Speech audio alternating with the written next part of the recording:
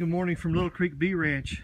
Here's a follow-up to yesterday's wax processing. So here's my tub, you know, we dumped this out and a big old giant block of wax.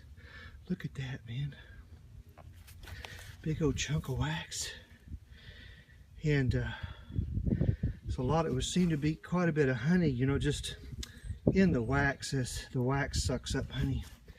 But all that is dirt and it had to be scraped off. In the pan, we'll scrape that pan out and wash it out. But look at this chunk of wax, man. Let's see if I can just kind of, I mean, look at that. That's awesome. That's awesome. That's why you save all your cappings, so you can end up with something like this. Do all kinds of stuff with it. Candles, foundation, lip balm. Turn it in to date or somebody for reduced foundation cost coming back at you. But it's got to be clean. So all of that garbage. So what we'll do, just a quickie, is we'll take the hive tool. We'll rinse this off with water and scrape it real good.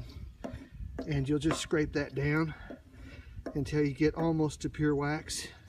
But it'd have to be melted again, probably twice more. But hey, you know, look at what you get. That's rocking. All right, hey, see ya. Stuff's happening. Have an awesome day.